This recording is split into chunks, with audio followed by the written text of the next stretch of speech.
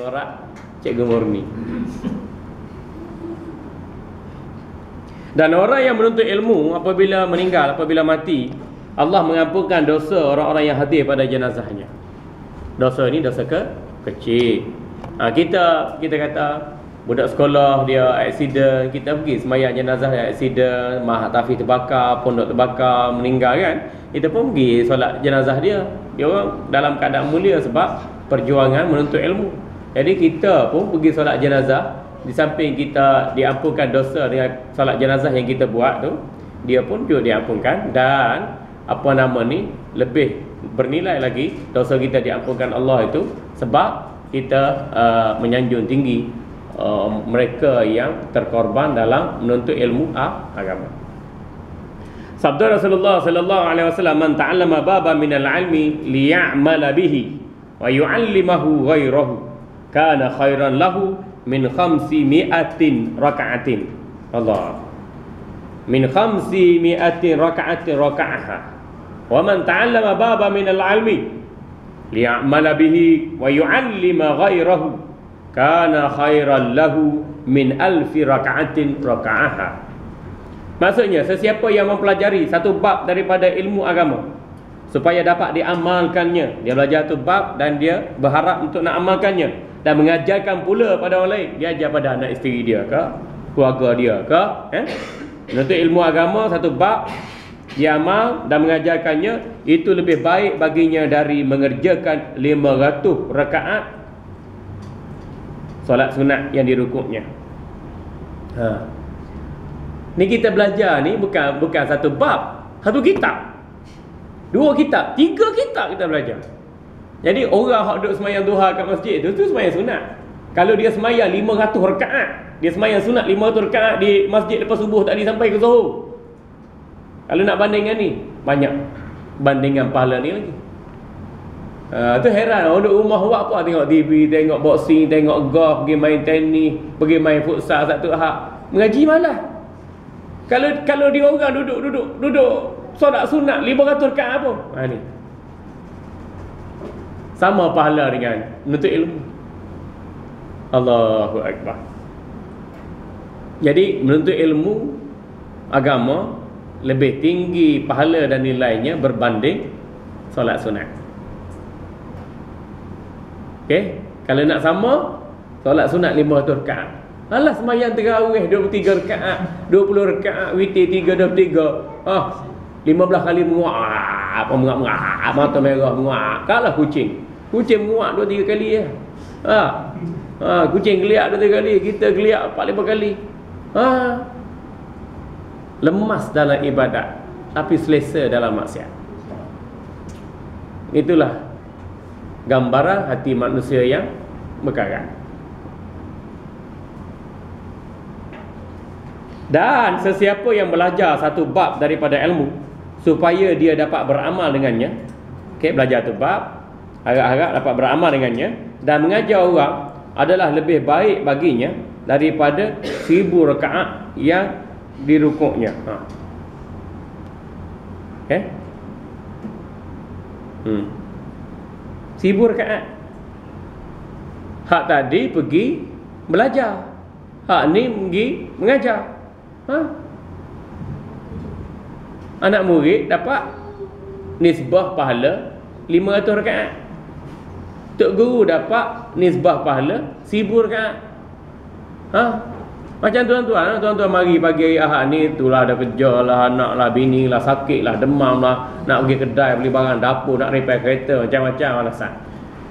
Tinggalkan benda tu, mari pada medan perjuangan ilmu ni dapat $500. Saya ni letih ke, penat ke, apa ke, semua malam daripada Terengganu, nak balik kereta breakdown lagi, terpaksa apa nama ni, booking tiket kapal terbang, booking kapal terbang pula, nama pun tak ada, cicir lewat tinggal flight, pergi tunda pada malam pula sampai 12:30 malam. Mari juga ni letih penat ni, dapat $1000. Ni bukan $500, $1000, 500 rakaat salat sunat untuk anak murid. Untuk tok guru dapat 1000 rakaat salat sunat. Boleh kita tunaikan 1000 rakaat salat sunat? Boleh. Ada beran? Ada kekuatan?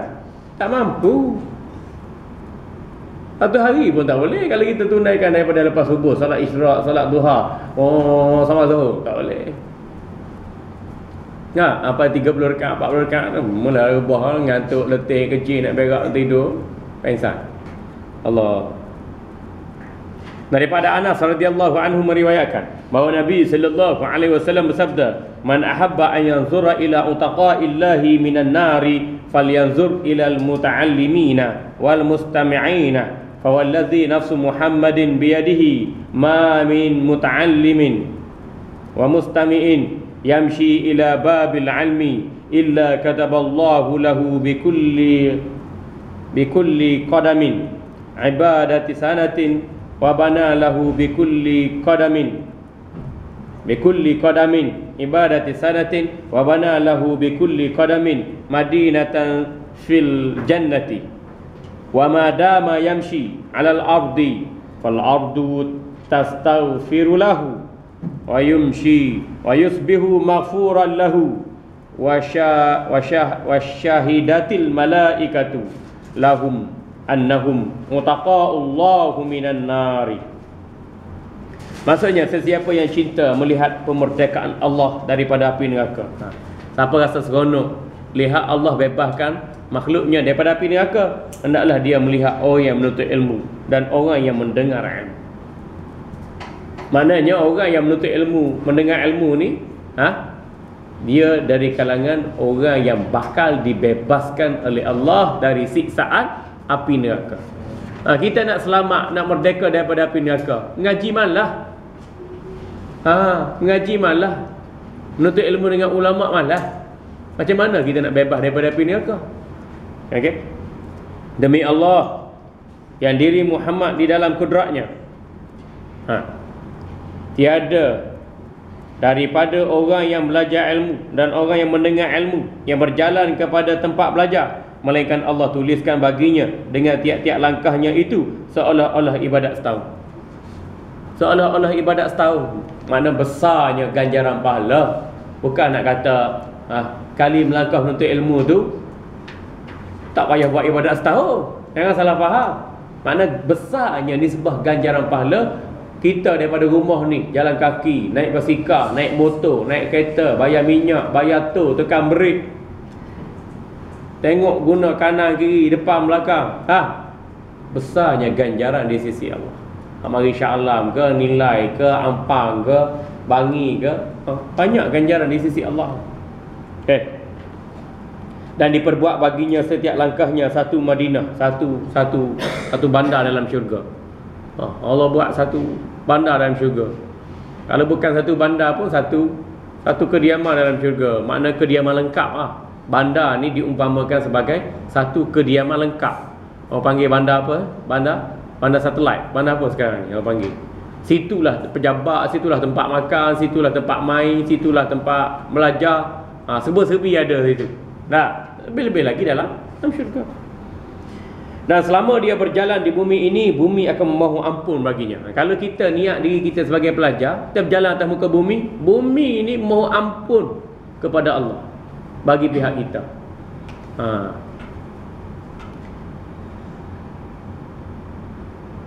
Bila tu?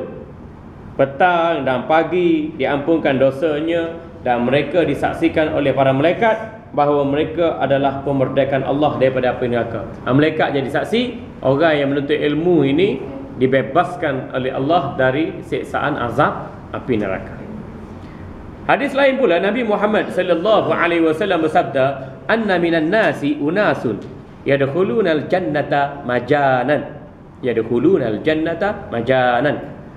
Faqalu, "Ya Rasulullah, man hum?" Qala man kana fi qalbihi min hubbil ulama'i mithqala dzarratin wa inna minan nasi unasun yadkhuluna an-nara majanan. Allah. Ada orang masuk syurga percuma, masuk neraka pun free of charge. Allah.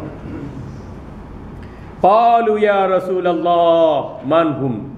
Qala man kana fi qalbihi min bughdil ulama'i mithqala dzarratin. Maksudnya bahawa sebahagian dari Nabi sallallahu alaihi wasallam bersabda, sebahagian daripada manusia ada golongan yang memasuki syurga dengan percuma semata-mata. Bahagian daripada manusia memasuki syurga dengan percuma semata-mata. Dia tertinggal sikit dia punya tu. Main-main baca Matla'il Badri ni jarang-jarang orang boleh baca. Kalau nak baca gitu je jadi mereng. Main-main pening baca dengan tak berguru. Dia tertinggal tu. Dalam teks Arab tu dia sebut, dalam teks Melayu terjemah tu dia tertinggal. Tu technical error. Okey. Nabi kata inna minan nasi unasun, ada dari golongan manusia yadkhulunal jannata majanan, akan memasuki syurga dengan percuma semata-mata. Maka ditanya oleh sahabat Nabi sallallahu alaihi wasallam, siapakah mereka itu wahai Rasulullah yang masuk syurga percuma tu? Siapa wahai Rasulullah? Sabda Nabi sallallahu alaihi wasallam, iaitu mereka yang ada pada hatinya perasaan kasih kepada ulama walaupun sekadar sebesar zarah. Kasih pada ulama walaupun sekadar sebesar zarah. Tak ada kata kasih kepada Lionel Messi, Cristiano Ronaldo, pemain bola sepak tu, tak ada. Ataupun kasih kepada penyanyi Sheila Hamzah, Siti Nurhaliza, tak ada. Ataupun kasih kepada pemimpin, kasih pada pemimpin, tak ada. Nak kasih pada apa? Siapa yang ada dalam hatinya kasih kepada ulama walaupun sebesar zarah, dia berhak memasuki syurga dengan percuma. Apa maksud dengan percuma? Tanpa hitungan hisab dari Allah. Tu. Apa lagi tu? Dan terdapat juga sebahagian manusia memasuki syurga dengan percuma. Masuki neraka dengan percuma. Terdapat juga manusia masuki neraka dengan percuma semata-mata. Ditanya Rasulullah, siapakah wahai mereka itu wahai Rasulullah? Nabi sallallahu alaihi wasallam menjawab, iaitu mereka yang ada pada hatinya perasaan benci pada ulama walaupun sebesar zarah. Kalau ada perasaan benci pada ulama sebesar zarah, masuk neraka free. Nak tengok bola, masuk stadium kena bayar. Tengok konsert pun kena bayar. Syurga ni ada ketika kita masuk dengan free saja, tanpa hisab. Itu orang yang bersabar. Innama yuwaffas sabiruna ajrahum bighairi hisab. Orang yang kuat kesabarannya masuk syurga tanpa hisab, masuk percuma tu. Begitu juga orang yang cinta pada ulama masuk syurga dengan percuma, dengan tanpa perhitungan. Tapi kalau benci ulama walaupun sebesar zarah, masuk neraka dengan percuma. Dalam hadis yang lain, Nabi sallallahu alaihi wasallam bersabda, "Man ahabbal ulama'a lam yuktab alaihi khati'atu ayyami hayati." Sesiapa yang mengasihi ulama, tidaklah akan ditulis kesalahan sepanjang kehidupannya. Siapa yang menyintai ulama, tidak ditulis kesalahan dalam hari kehidupannya. Mana dia suka ilmu, suka ulama. Jadi dalam kesukaan tu Allah tak catat kesalahan baginya, tak catat dosa baginya. Memanglah bila kita suka ilmu, suka ulama, artinya kita ikut kebenaran. Selagi perasaan tu ada, maka takkan kita nak buat dosa, takkan kita nak buat maksiat. Adapun dosa hak buat maksiat tu sebab kita lalai, sebab kita lupa, sebab apa? Macam-macam sebab lah.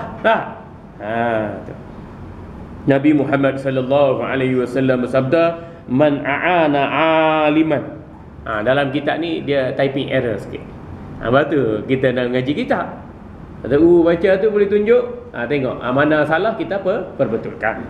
Man a'ana 'aliman, bukan man a'ana 'ilman. Man a'ana 'aliman au muta'alliman walau bisyurbatin ma'in faka'annama banal ka'bata sab'ina marratan.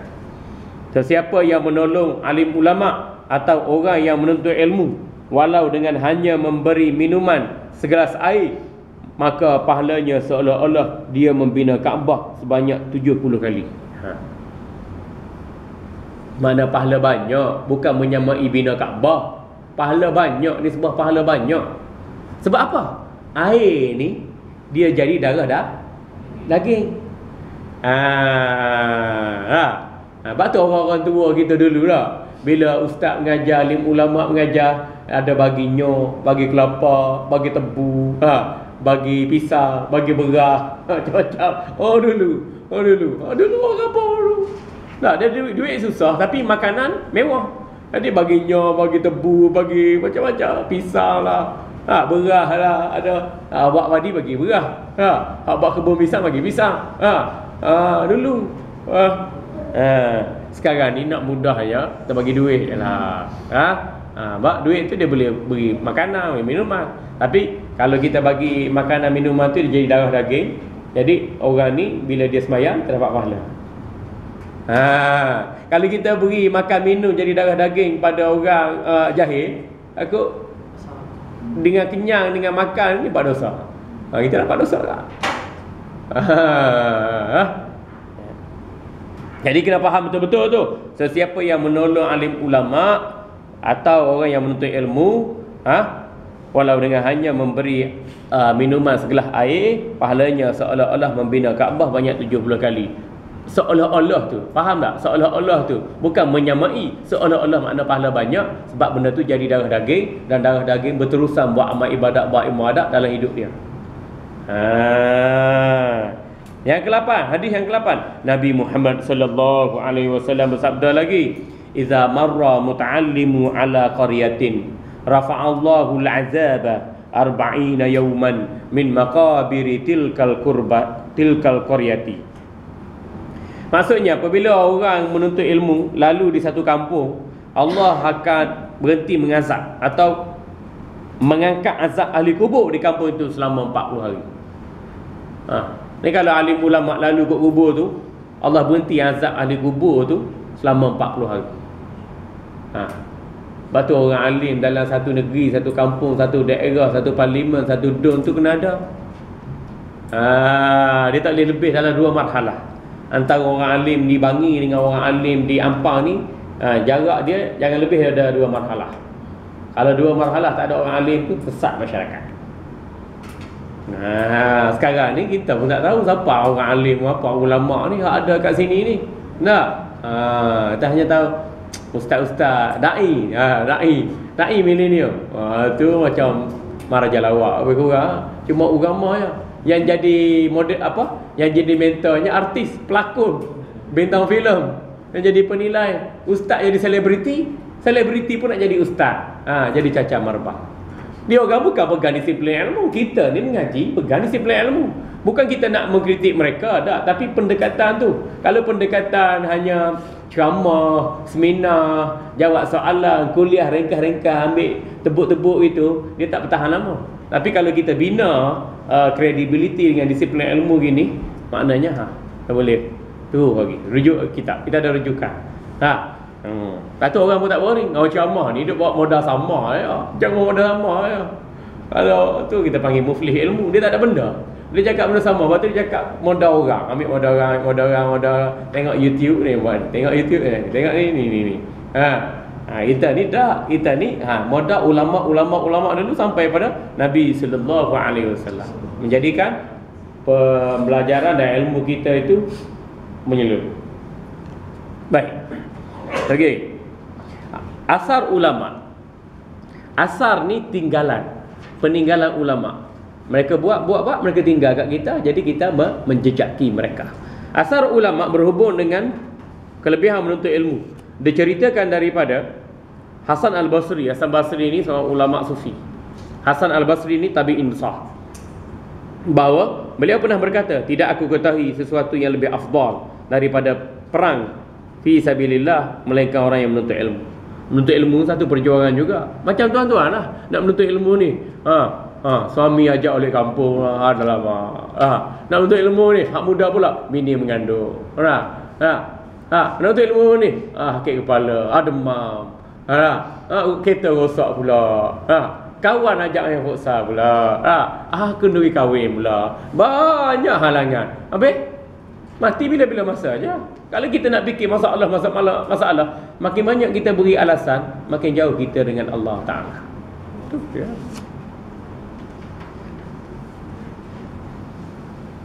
Tak ada kelebihan yang lebih besar daripada perang fisabilillah melainkan menuntut ilmu. Maknanya lepas perang fisabilillah tu, yang lebih besar adalah menuntut ilmu. Mana perang fisabilillah mempertahankan Islam, negara Islam, kepentingan Islam, pemerintahan Islam tu satu kefarduan, dan kefarduan yang kedua yang lebih utama ialah menuntut ilmu. Di mana ianya lebih afdal daripada lebih daripada perang fisabilillah. Apa maksud sini? Tengok situasi. Kalau negara kita diserang, perang lebih utama dari menuntut ilmu. Kalau negara kita aman, menuntut ilmu lebih utama daripada untuk kita nak pergi perang. Habis yang orang pergi perang, 39 rakyat Malaysia pergi perang menyertai ISIS tu, itu orang yang salah faham agama, salah faham negara Islam, salah faham tentang jihad, salah faham tentang mati syahid. Dalam metro gini saya buat ulasan sikit. Salah faham jihad dan mati syahid itu, akhirnya mereka buat kesimpulan sendiri. Mereka mengaku mereka ni nak beri sokongan pada ISIS, Islamic State. Maka mereka pergi tanah perang. Itu bukan mati syahid. Mati apa? Tahu? Mati katak. Katak mati pun tak ada apa-apa. Katak mati pun enjoy. Katak-kata aku katak. Lompat sekata lompat. Aku mati, kau masuk syurga, kau masuk neraka pun. Katak mati lebih mulia daripada manusia yang berdosa. Orang kata mati katak lah kau. Mati katak, mati kutu. Kutu mati. Habis gitu, habis dunianya. Akhirat tak panggil lah. Manusia. Tengok. Kita kata kita jihad, kita kata kita syahid. Jihad apa bunuh orang Islam sama Islam? ISIS tu Wahabi. Tentera Bashar tu Syiah. Iraq ni dah jadi negara Syiah lepas keruntuhan Saddam Hussein. Jadi Wahabi Syiah, Wahabi mengkafirkan Syiah, Syiah mengkafirkan Wahabi. Jadi sama-sama klaim mereka benar dan mereka kira mereka berjihad, lalu bertempur, berbunuh sama sendiri. Jihad bukan melibatkan orang Islam. Jihad orang Islam ini mempertahankan hak negara Islam, pemerintahan Islam, kepentingan umat Islam dari diceroboh. Kita mempertahankan hak kita, bukan kita menyerang. Tapi sekarang ni jadi orang Islam Syiah, Islam Wahabi bertembung dengan hujah, bertembung dengan perang, bertembung dengan pembunuhan. Akhir sekali mereka take over. Bagus. Mereka take over. Ambil nak. Kita boleh buat apa? Mereka tu rebut kuasa politik pemerintahan, ya. Tapi elemen pemikiran ni kalau kita tak kawal daripada awal, maka kita boleh saksikan tindakan-tindakan yang bersifat teroris. Bila berhadapan dengan si senario ini, orang kita dia tengok perlakuan teroris, dia tengok perang di Syria. Dia tak tengok elemen yang boleh membawa kepada situasi berkenaan. Lepas tu saya bercakap di mana-mana forum, seminar sekalipun, saya kata, kita nak bendung pemikiran teroris ini itu kemuncak. Tapi kronologinya kita tak tengok. Dia ada flow dia daripada pemikiran radikal, ekstremis, teroris. Pemikiran radikal nak tengok ni golongan manusia yang merasakan dirinya betul, orang lain salah, sesat, bid'ah, syirik, kafir, masuk neraka, halal darah, boleh bunuh, rampas harta benda. Kalau kita terbunuh dalam usaha itu, maka kita dikira mati syahid. Habis Ahlussunnah wal Jamaah tak ada. Kalau kita kata orang ni salah, orang ni sesat, orang ni menyeleweng, kita tangkap dia, masuk penjara, kita nasihat, kita didik, kita pulih, kita suruh dia bertobat, balik semula, recycle ke pakai jalan. Itu cara Ahlussunnah wal Jamaah. Dinun nasihat. Agama ni nasihat, bimbing, bentuk, ajar, balik semula pakai jalan. Ihdinas siratal mustaqim. Tapi kalau Wahabi dia kata kita sesat. Dia syirik kita, dia kafir kita, dia rampas barang kita, dia bunuh ulama kita. Allahu akbar. Itu juga Syiah. Syiah Wahabi sama-sama bunuh umat Islam. Tapi Ahlussunnah wal Jamaah aja mengambil pendekatan mendidik, bentuk, berbincang, mencari penyelesaian. Tengok negara kita Ahlussunnah wal Jamaah. Syiah ada. Kenapa kita tak tembak belakang Syiah? Bom ke? Ada. Negara kita ada Wahabi. Kenapa kita tak tembak Wahabi sampai mati? Tak ada. Bila mereka melakukan aktiviti bercanggah dengan undang-undang agama, selesaikan dengan cara agama. Dengan undang-undang konvensional, selesaikan cara konvensional. Bila ditangkap masuk penjara, kita buat pemulihan supaya mereka sedar kembali ke pangkal jalan. Itu cara kita. Allah. Baik. Dan sesiapa yang keluar daripada rumah kerana menuntut satu bab ilmu, dia akan dikelilingi oleh para malaikat dengan sayapnya. La tada'u innal malaikata la tada'u ajnihatiha li talibal ilmi ridan bima yasna. Sesungguhnya malaikat akan memayungi penuntut ilmu dengan sayapnya, dan malaikat itu redha apa yang dilakukan oleh penuntut ilmu bagi mana mereka menuntut ilmu. Ini malaikat ada ni, kita tak nampak malaikat. Malaikat ada ni, duduk payung kita, duduk doakan kita. Malaikat ada ke ni? Kalau kita pergi pusat, malaikat pun tak ada. Kalau kita pergi duduk kedai Cina tukar tayar sampai pukul 12 tengah hari, betulkan tayar, betulkan enjin, betulkan tu, esok nak kerja malaikat bukan ada setan lah, tokum sah ada kedai Cina. Orang boleh tunggu, tapi nak tunggu datang mengaji la ilaha illallah. Okey? Dia akan dikelilingi oleh para malaikat dengan sayapnya, dan burung di udara dan binatang di daratan serta ikan di lautan akan berselawat kepadanya.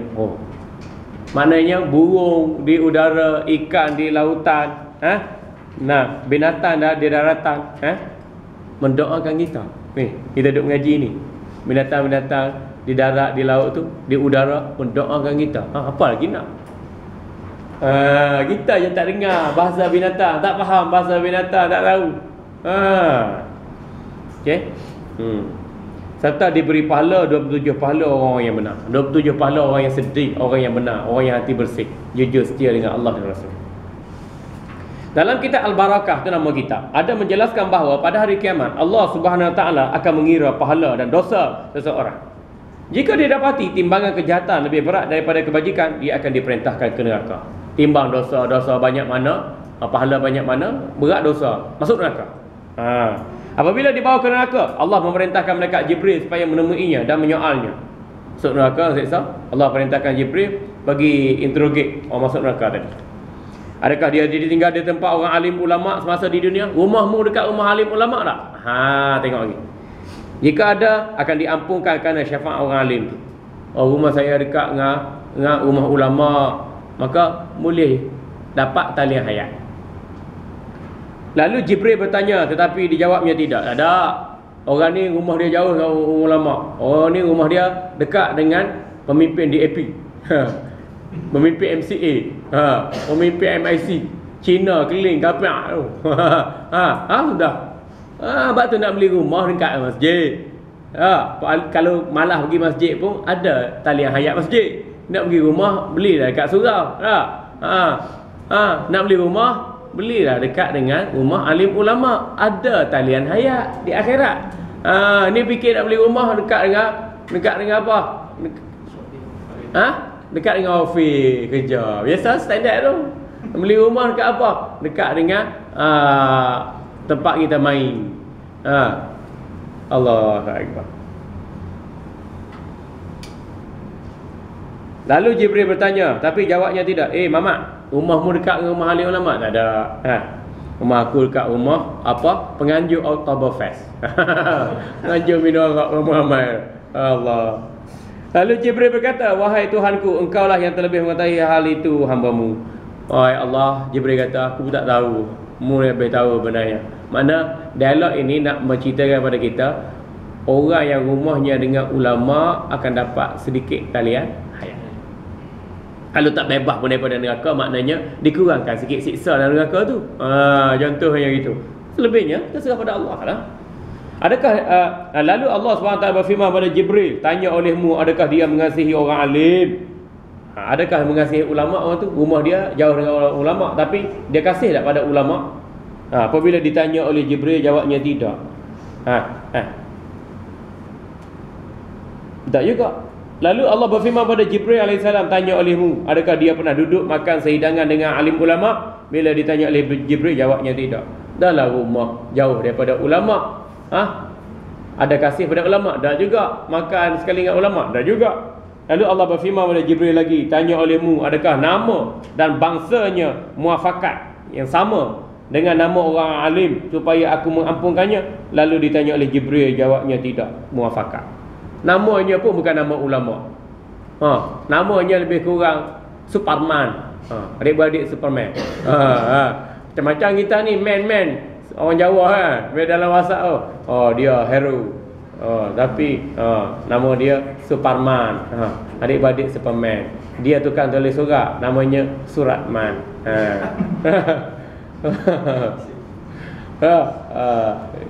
Bagi macam-macam kita ni. Pandai, kreatif. Lalu Allah berfirman, wahai Jibril, ambillah dia dan masuklah dalam syurga. Kerana dia adalah terdiri pada orang kasih kepada orang lelaki, di mana lelaki itu mengasihi orang alim, lalu diampunkan dosanya dan berkatnya. Keterangan kelebihan ilmu ini amatlah banyak, sama ada daripada Quran, hadis ataupun asal sahabat. Kadar apa yang disebut di sini adalah memadai bagi mereka yang menghendaki petunjuk dan taufik juga. Ia bawa ni untuk beri galakkan pada kita. Beri galakkan pada kita. Kalau nak kira sibuk, semua manusia sibuk. Nak bagi alasan, banyak sangat alasan. Tapi kita atasi kesibukan dan alasan tu bila kita tengok kelebihan ilmu yang banyak pada kita. Baik. Rukun Islam dan rukun iman. Kita baca express ni, bab ni benda basicnya. Setiap orang mukallaf walaupun hamba wajib mengetahui rukun Islam dan rukun iman. Wajib tahu. Rukun Islam 5 perkara. Mengucap 2 kalimah syahadah, iaitu naik saksi. Naik saksi maknanya bersaksi dengan hati kita sendiri bahawa tiada Tuhan yang disembah dengan sebenar-benarnya melainkan Allah, dan bahawasanya Nabi Muhammad itu pesuruh Allah. Yang kedua, mendirikan solat. Yang ketiga, mengeluarkan zakat. Yang keempat, berpuasa di bulan Ramadan. Yang kelima, menunaikan haji ke Baitullah il Haram jika berkuasa ke atasnya untuk ke sana. Berhutang nak buat haji boleh tak? Berhutang buat umrah boleh tak? Jawabnya tak boleh. Berhutang tu tak mampu. Apa orang berhutang? Kadang-kadang bank ni dia beri ruang pula untuk kita berhutang buat haji. Sebab nak pulangan daripada hutang tu, nak meniaga. Berhutang ni tak mampu. Haji ni man istata'a ilaihi sabila. Ayat Quran hadis sebut gitu. Bagi mereka yang mampu, tak mampu tak wajib, mampu wajib. Tu mampu dari sudut harta benda aja. Ada lagi dari sudut kesihatan.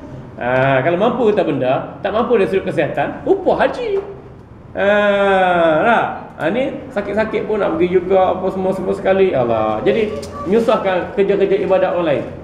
Tak payah upah haji. Ini badal haji. Orang bagi duit untuk buat pergi haji. Sekarang ni orang hadiah duit kepada kita guna duit tu. Hadiah tak boleh. Bukan kemampuan kita. Orang bagi sumbangan untuk dia pergi haji. Tak. Tak, dia bagi sumbangan pada kita, ikut kita. Kalau dia syaratkan, dia kata ni duit sedekah. Aku bagi duit sedekah kamu ni pergi haji, harus hukum dia. Dia bukan paksa kita. Ada kata aku bagi kamu ni 20,000 dengan syarat 20,000 ni mau pergi haji. Tak boleh. Sebab asalnya tuan tu tak mampu. Dan dia nak bagi sumbangan tu, nak paksa kita untuk buat benda yang asal kita tak mampu. Mana boleh? Haji ni orang tu mampu. Macam kita bagi sedekah, jangan beri syarat.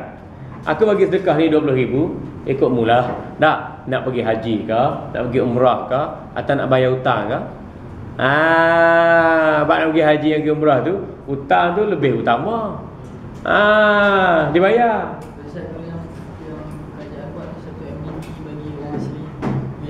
Sedekah tu. Sedekah tu. Itu tak patut. Tak patut. Sebab bukan keutamaan. Yayasan MDB tu, Pak Haji 2-3 kali pergi dah. Tu imam untuk lebar. Contohnya lah, kalau kita kata di Putrajaya, imam-imam di Putrajaya ni dapat geran Yayasan MDB satu Malaysia. Imam tu dah berapa kali dah pergi haji. Dapat pula. Bukan keutamaan. Tak patut. Bazir buang masa perkara ya. Lepas tu hak Putrajaya tu hak kerja jabatan kerajaan, pegawai kerajaan. Gaji 5,000, 6,000 sebulan. Dalam masa yang sama jadi imam surau. Dalam masa yang sama jadi pengurusi surau. Dengan duit dia lah. Cumanya politik digunakan. Politik kepartian digunakan. Patutnya tak payah bagi dia orang. Bagi hak tunggu kuota tu. Hak tunggu kuota hak kecil 50 tahun, 60 tahun tunggu tu. Bila daftar haji 14 tahun lagi akan pergi. Mati dulu. Dah ada masa daftar tu 50 tahun dah. Tunggu lagi 14 tahun, 15 tahun, umur 60 tahun lebih. Mati dulu. Kalau tak mati pun pergi haji. Lembek je lah pergi haji. Jalan pergi apa nama? Pergi subuh pagi tak balik-balik dah. Tunggu pula malam isyak baru balik. Allahu Akbar. Tak patut. Patutnya Yayasan Wang Malaysia Development tu, kalau dia ada geran nak pergi haji, bagi kuota pada duk menunggu. Ada menunggu harapan kumpul hasil getah, kumpul hasil sawit, kumpul hasil kebun. Berilah dia daripada duk merayu. Dah. Allah. Baik. Ini bertepatan dengan hadis riwayat Muslim, buniyal Islamu ala khamsin syahadatin asyhadu an la ilaha illallah wa asyhadu anna Muhammadar Rasulullah wa iqamis salah wa ita'iz zakah wa shaumi ramadan wal haji ila baitillah liman istata'a ilaihi sabila. Baik, yang keduanya rukun iman. Wajib kita kena belajar, kita kena tahu tentang rukun iman. Rukun iman 6 perkara. Percaya pada Allah, al-imanu billah, percaya pada malaikat, percaya pada kitab, percaya pada rasul-rasul, percaya pada hari kiamat dan percaya pada qada dan qadar, baik dan buruk jahat berlaku dalam diri kita itu serah pada Allah. Saya pergi program Akta Penjagaan Jenayah di Terengganu tu, buat modul. Kawan saya ni dia pegawai penjara. Dia bawa wajah, bawa isteri dia keluar makan. Daripada hotel keluar makan, bila nak masuk dekat traffic light tu kena langgar kereta. Dia U-turn, kereta belakang lagi langgar, habis pintu kereta kiri tu habis. Habis. Dia kata tak tahu macam mana dekat traffic light tu. Dia gear 4 dia tak tukar. Tak tahu tukar gear, hanya tekan minyak tak pergi. Kereta orang belakang lagi sapu bom. Lepas tu saya pula kereta start kereta, brake valve, hybrid system valve, benda lain valve, steering tak boleh nak jalan. Macam mana? Bukan salah orang, bukan salah kita, salah kereta. Qada Allah. Kita mana tahu kereta kita breakdown sana, breakdown sini. Nama kita dalam betting list ke apa ke semua kena remove daripada checking list ke, mana tahu. Terima je lah. Nak marah siapa? Marah bini? Marah anak? Kan nak marah Doraemon. Doraemon tak pernah marah pada Nobita. Okey, yang keenam, orang-orang yang mukallaf yang wajib mengetahui akidah-akidah keimanan, iaitu semua sifat yang wajib bagi Allah dan Rasul. Mustahil ke atas Allah dan Rasul dan harus bagi Allah dan Rasul. Cuma perkataan mereka ni tak kena. Mereka ni bukan merujuk pada Allah, mereka ni merujuk pada Rasul. Sebab Allah ni bukan yang boleh dibuat jodoh bilangan dengan kalimah seseorang atau sesebuah atau sebatang. Tak ada penjodoh bilangan bagi Allah. Walillahil masalul a'la. Allah ada contoh yang tertinggi. Perumpamaan, contoh bandingan yang tinggi. Keterangan ini seperti yang dikatakan oleh Syekh Sanusi, Imam Sanusi rahimahullah dalam kitabnya Ummu Barahin. Matan Ummu Barahin kitab Sanusi disebut gitulah. Wajib bagi orang Islam yang balik, yang berakal, dia mengenal Allah, mengenal Rasul. Mengenal Allah, mengenal Rasul tu tahu sifat wajib bagi Allah dan Rasul, tahu sifat harus bagi Allah dan Rasul, tahu sifat mustahil bagi Allah dan Rasul. Itu dikatakan orang yang mengenal Allah dan Rasul. Atas asas syahadu la ilaha illallah wa asyhadu anna Muhammadar Rasulullah sallallahu alaihi wasallam. Baik, dalam bab ilmu akidah juga kita kena belajar tentang hukum akal, hukum logik. Hukum akal ni ada 3. Yang pertamanya wajib bagi akal, wujub bagi akal. Yang keduanya istihalah, mustahil bagi akal. Yang ketiganya harus bagi akal. Logik kita boleh terima tak benda ni? Tu dia. Maksud wajib bagi akal ialah perkara yang tidak dapat digambarkan. Nak gambar, nak khayal, nak ilustrasi, atau perkara yang tidak diterima oleh akal dari segi ketiadaannya. Kita nak nafi tak boleh. Macam kita kata Allah tu ada, akal tak boleh nak tolak. Allah tu ada. Mana lainnya? Adanya alam ini. Akal tak boleh nak nafi. Akal tak boleh nak nafi itu kita katakan wajib bagi akal. Akal kena terima seadanya. Yang kedua, mustahil bagi akal. Mustahil ialah perkara yang tak diterima oleh akal. Akal kita tolak. Allah tu lemah, akal kita tolak. Nabi ni orang yang bodoh, akal kita tolak. Tak payah hujah dengan dalil syarak, Quran hadis, akal pun tak boleh nak terima. Nabi ni orang cacat, akal tak boleh nak terima. Okey. Harus ialah perkara yang sah, boleh diterima akal. Tentang wujud ataupun tidak wujud. Harus bagi Allah. Nak cipta hidup ke, nak cipta mati. Harus bagi Allah. Nak cipta bumi ke ataupun tak cipta bumi. Harus bagi Allah bagi rezeki, tak bagi rezeki. Harus bagi Allah nak temu jodoh atau nak hilangkan jodoh. Okey. Okey. Mukallaf wajib ketahui sifat Allah dan Rasul. Wajib pada syarak. Ke atas setiap orang mukallaf mengetahui perkara yang wajib, harus dan mustahil bagi Allah. Tadi wajib padakah? Mustahil padakah? Harus padakah? Ni masuk dalam hukum syarak pula. Tadi kita belajar hukum akal, ni kita belajar hukum syarak. Hukum syarak wajib bagi kita mengetahui tentang sifat wajib bagi Allah, harus bagi Allah, mustahil bagi Allah. Begitu juga mengetahui perkara yang wajib bagi Rasul, harus bagi Rasul dan mustahil bagi Rasul. Baik. Ini ada dua hukum. Satu hukum akal, satu hukum syarak. Jadi kita kombinasi akal dan syarak dalam soal-soal akidah. Okey. Baik, kita express sikit lagi tentang sifat-sifat Allah. Sebahagian daripada sifat yang wajib bagi Allah 20 sifat. Sebahagian sifat.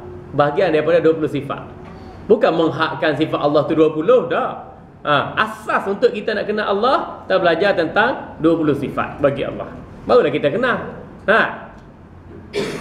Yang pertama sifat nafsiyah. Sifat yang menunjukkan kewujudan Allah. Nafsiyah tu yang menunjukkan tentang kewujudan Allah. Wujud Allah. Wujudnya maksudnya ada. Adanya Allah. Ada zat, ada sifat, ada perbuatan, ada nama. Tu. Ada zat bagi Allah, sifat bagi Allah, perbuatan bagi Allah, nama bagi Allah. Kalau kita kata zat zamihan, ni makna tubuh badan zamihan lah. Tapi Allah tak boleh kita nak kata tubuh badan Allah. Kita kata zat bagi Allah. Zat Allah macam mana? Tidak ada kesamaan, keserupaan dan bandingan dengan makhluk. Dalilnya walam yakul lahu kufuwan ahad. Surah Al-Ikhlas ayat yang keempat. Okey. Dalilnya laisa kamitslihi syai'un wa huwas samiul basir. Surah Syura ayat yang ke-11. Ingat surah Al-Ikhlas ayat 4, surah Syura ayat ke-11, dalil tentang zat Allah wujud dan tidak ada penyerupaan dengan makhluk. Okey. Wujud tu sifat nafsiyah, sifat yang menunjukkan adanya Allah. Nafsiyah. Yang kedua, ada 5 sifat salbiyah. Sifat salbiyah ni sifat yang menafikan kekurangan dan kecacatan bagi Allah. Sifat salbiyah ni sifat yang menafikan kekurangan dan kecacatan bagi Allah. Kita panggil salbiyah. Mana kita tetapkan benda ni, menafikan benda negatif. Okey, seperti kidam, artinya sedia Allah. Sedia kalanya Allah. Tidak ada permulaan, tidak ada pengakhiran. Baqa, kekalnya Allah. Kekalnya Allah. Okey? Tidak ada kemusnahan. Tidak ada zaman yang mendahuluinya, atau tidak ada sesuatu yang mendahuluinya. Yang keempat, mukhalafatuhu ta'ala lil hawadis. Allah bersalahan bagi segala makhluk yang baru. Dikatakan yang baru tu bukan baru cipta, baru keluar, baru produk. Tak. Makhluk ni selain daripada Allah, semuanya dikira makhluk. Selain daripada Allah, semuanya dikira baharu. Qiyamuhu binafsihi. Allah berdiri dengan zatnya sendiri, tanpa berkhendakkan pada zat yang mencipta dan tanpa berkhendakkan zat yang menjadikannya. Tak ada orang lain yang lahir Allah, buat Allah, cipta Allah, kuasai Allah, mengatasi Allah. Tu maksud qiyamuhu binafsihi. Wahdaniyah artinya asa. Asa artinya tiada yang menduai pada zatnya. Zat Allah bukan dua, bukan tiga, bukan ratus, bukan ribu, bukan juta. Sifat Allah bukan dua, bukan tiga, bukan ratus, bukan ribu, bukan juta. Begitu juga perbuatan Allah bukan dua, bukan tiga, tak berbilang-bilang. Okey? Tu. 6. Okey? 6 campur 1 tu 7. Campur dengan salbiyah 6 sifat. Qidam baqa mukhalafat ta'ala li hawadith yamu bi nafsihi wa daniyah tu 6. Maka wujud tu satu sifat jadi tu 7. Okey. Dan kita campur pula dengan 7 sifat ma'ani. Sifat ma'ani ni sifat yang difaham dengan maknanya. Mana kuat? Kita katakan kudrat. Kudrat Ustaz Zamihan ni nampak tak? Ni body bergetar-getar ni walaupun tak bergetar-getar.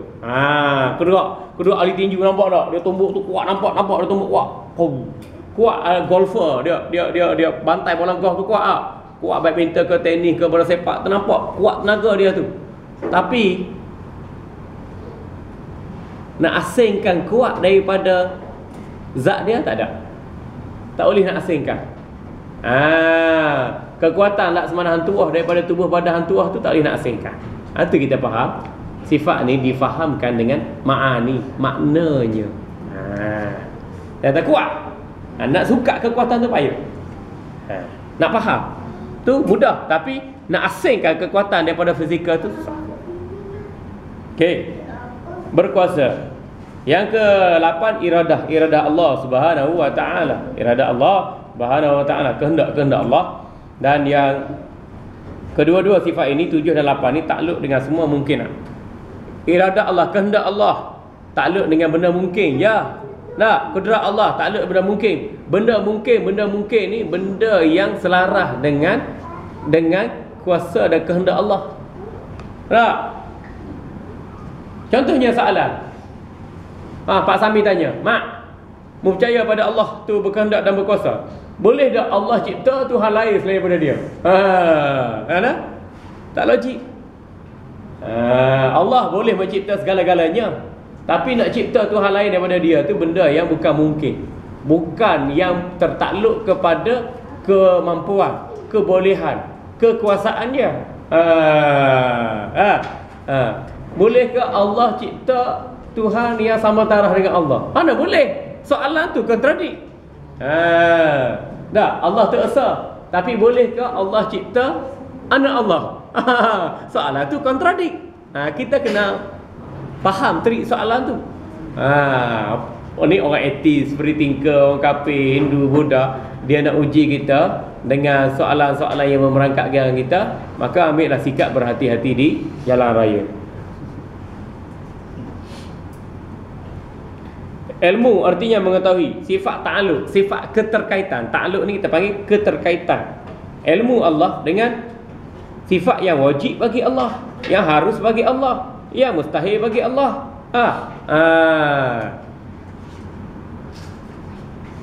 Bolehkah bolehkah Allah cipta ilmu yang dia sendiri tak boleh nak cipta? Bolehkah Allah cipta ilmu yang dia sendiri tak tahu? Macam kita tanya Apek Cina, "Apek, bolehkah kamu repair kereta yang mana kamu sendiri tak boleh nak repair?" Orang tak cakap gitu. "Doktor, bolehkah doktor merawat penyakit yang doktor sendiri tak mampu nak rawat?" Mana? Gila kamu ni.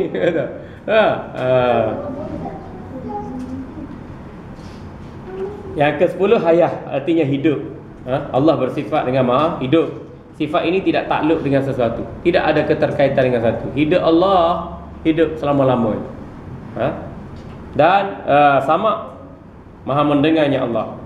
Basar, melihatnya Allah. Kedua-dua sifat sama dan basar ini takluk dengan benda yang ada. Nanti ada orang tanya, Allah dengar tak suara yang tak ada? Suara tak ada, nak dengar apa? Allah boleh melihat tak makhluk yang tiada? Makhluk yang tiada nak banding dengan sifat sama dan basar, nak kaitkan dengan bandingan tu mana boleh?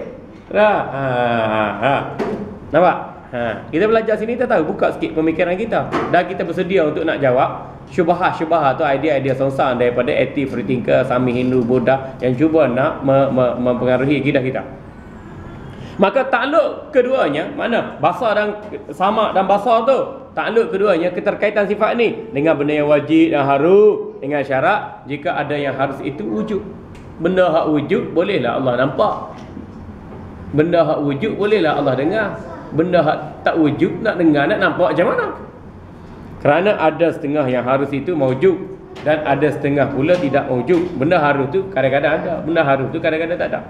Dan tidak takluk keduanya dengan mustahil. Basar dan kalam tak takluk dengan perkara yang mustahil bagi Allah. Kalam berkata-katanya Allah. Allah berkata-kata bukan dengan huruf dan tidak dengan suara. Kata-kata Allah bukan huruf suara. Hak kata-kata huruf dan suara tu sifat makhluk. Kita kata dengan anak dekat, dengan suara, dengan gigi, dengan lidah, dengan liur, dengan bibir. Ini hak sifat makhluk. Allah bertentangan dengan sifat makhluk. Sifat ini takluk dengan suatu yang takluk sifat ilmu. Allah berkata-kata dengan ilmu Allah. Berkait kata-kata Allah dengan ilmu Allah. Itu yang wajib bagi Allah, yang harus bagi Allah, yang mustahil bagi Allah. Baik. Yang seterusnya 7 sifat maknawiyah. Kalau kita kira 13 ni, Wujud qidam baqa mukhalaf ta'ala li hawadiki yamuhu bi nafsihi wa daniyah qudra irada ilmu hayya sama bahasa kalam. Sifat 13 ni sifat yang basic untuk kita mengenal sifat Allah. Mengikut perkiraan Imam Abu Hasan Al-Ash'ari. Seolah kata kalau kita belajar nak mengenal Allah dengan 13 sifat ni, beres dah. Selesai dah tanggungjawab fardu ain kita. Nak kenal Allah dengan 13 sifat ni, selesai dah tanggungjawab fardu ain kita. Tapi kalau tak belajar sifat 13 ni, bagaimana keterangan dalilnya daripada Quran dan hadis, haram dan berdosa kita. Sebab kita tak kenal Allah. Campur pula dengan 7 sifat maknawiyah. Kaunuhu ta'ala qadiran. Qadiran daripada kudrat. Kudrat ni kuasa. Qadiran tu sedang menguasai. Gitu. Sebab ada ulama kata kuasa dan sedang menguasai itu berbeza. Ada orang dia berkuasa tetapi tidak lagi menguasai. Contohnya raja, dia berkuasa tetapi dia jadi boneka saja, tidak lagi menguasai. Tak. Macam Allah. Kita kata Allah. Allah. Kita kata peng. Allah. Kalau ada Allah saja peng, tapi tidak ada orang yang mengendalikannya, tak ada manfaat juga. Okey, kaunuhu ta'ala muridan. Muridan tu daripada iradah. Arada yuridu iradatan. Iradah muridan. Iradah tu kehendak, tapi keadaannya Allah berkehendak. Kita ada kehendak. Kehendak kita nak makan nasi, kita kata. Kehendak kita nak makan nasi. Bila